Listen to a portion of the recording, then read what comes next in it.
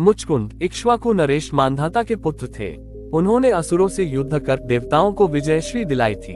जब कई दिनों तक लगातार युद्ध करने के कारण मुचकुंद थक गए, तब देवताओं ने उन्हें अनिश्चित समय तक शयन करने का वरदान दिया था।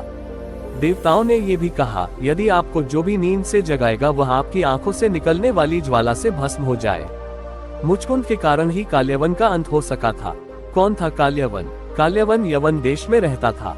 पुराणों में इसे मलेच कहा गया है। वह ऋषि शेषरायन का पुत्र था। गर्ग गोत्र के ऋषि शेषरायन त्रिगत राज्य के कुलगुरु थे। उन्होंने भगवान शिव का तप कर अजय पुत्र का पिता बनने का वरदान प्राप्त किया। वरदान मिलने के बाद ऋषि शेषरायन एक झरने के पास से जा रहे थे कि उन्होंने एक स्त्री को नहाते देखा जो अप्सरा रंभा थी। दोनों एक दूसरे पर मोहित हो गए और उनका पुत्र काल्यवन हुआ। रंभा समय समाप्ति पर स्वर्गलोक वापस चली गई और अपना पुत्र ऋषि को सौंप गई। जरासंध का मित्र था काल्यवन। हुआ यूं कि श्रीराम के कुल के राजा शल्य थे।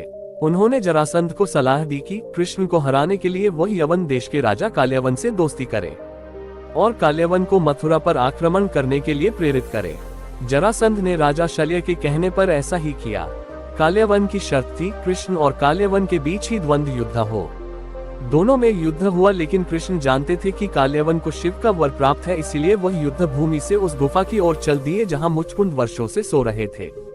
कृष्ण द्वारा रण छोड़ने के कारण उनका एक नाम रणछोड़दास भी रखा गया।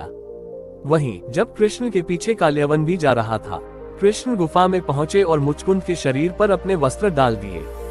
जब काल्यवन उस गुफा में पहुंचा तो उसने सोचा कृष्ण सो रहे हैं, तब उसने सो रहे मुचकुंद को जगा दिया।